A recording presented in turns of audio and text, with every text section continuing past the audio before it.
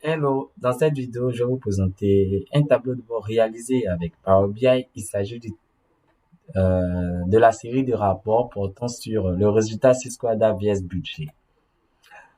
Alors, cet outil va vous permettre d'avoir un suivi de vos différentes opérations face au budget, ou sinon au compte d'exploitation provisionnel. Donc, il s'agit des ventes, du compte de résultat, des soldes intermédiaires de gestion et du détail des opérations contenues dans le compte de résultat. Pour situer le contexte, ce tableau de bord nous a été demandé par l'un de nos clients.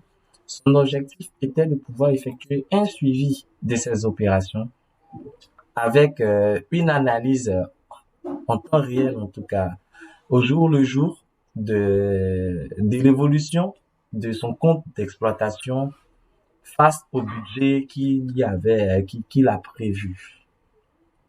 Alors, donc, nous avons mis en place une série de process pour pouvoir rapidement récupérer les informations d'extérité et les analyser.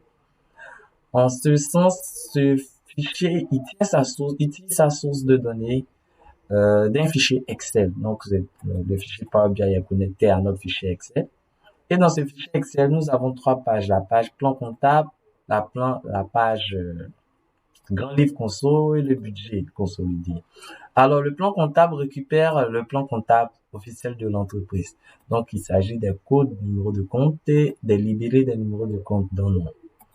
Ensuite, le grand livre consolidé va récupérer le grand livre au niveau de l'entreprise. Alors, il s'agit d'une extraction du système de gestion Sage, je dirais Sage comptabilité ou X3, ou bien Odoo, ERP, SAP ou Microsoft Dynamics. L'objectif étant de récupérer au moins les colonnes suivantes. Il s'agit du code compte, de la date de l'opération, du journal, du nom du journal, de la pièce comptable, le numéro de pièce comptable, du libellé, de l'opération des montants au débit et au crédit. Au niveau du budget, nous allons récupérer pour chaque poste comptable, donc chaque compte de charge de produit, le numéro de compte intitulé ainsi que les différentes prévisions mensuelles. Il faut noter que nos prévisions mensuelles dans la première ligne sont structurées sous forme de date dans Excel. Donc, nous avons utilisé le premier jour du mois comme repère afin d'analyser les opérations de l'ensemble du mois. Et vous verrez que pour chaque mois, on a l'ensemble des opérations. OK.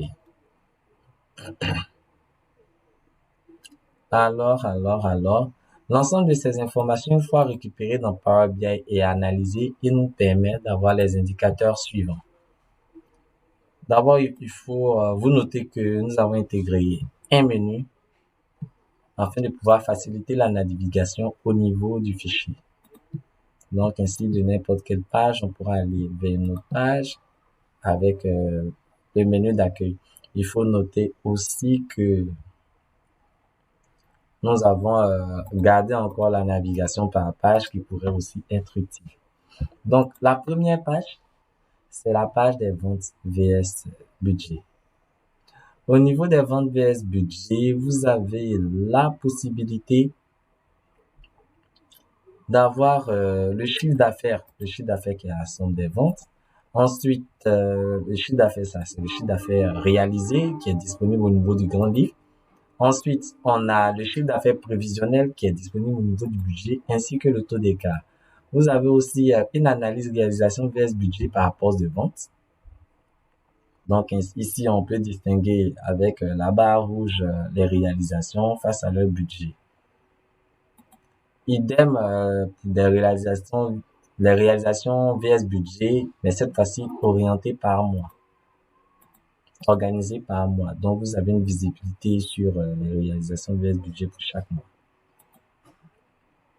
Dans la seconde page, on a le compte de résultat vs budget. Le compte de résultat vs budget va vous permettre d'avoir le solde intermédiaire de gestion calculé jusqu'au résultat net. Donc ainsi, on pourra pour chaque solde intermédiaire de gestion, chaque agrégat ou chaque information, avoir une visibilité sur la réalisation qui est le montant présenté au niveau du grand livre, le budget au niveau comment dire, budget du compte d'exploitation prévisionnelle, l'écart entre nos deux montants, réalisation moins provision, ainsi que le taux d'écart.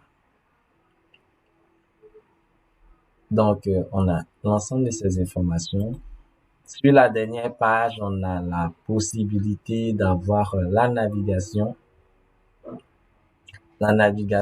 au niveau des détails du compte de résultats. Il s'agit en fait du grand livre de chacun des comptes.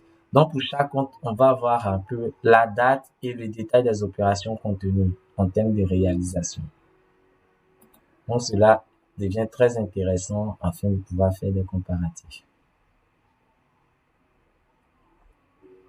Voilà, je pense que on a fait le tour au niveau des différents agendas. Alors, ce tableau de bord, il est disponible et n'hésitez pas à laisser vos observations, vos critiques et si vous avez besoin vraiment de tableau de bord spécifique réalisé par Power BI ou éventuellement Excel ou Google Sheet, n'hésitez pas à nous contacter. Merci.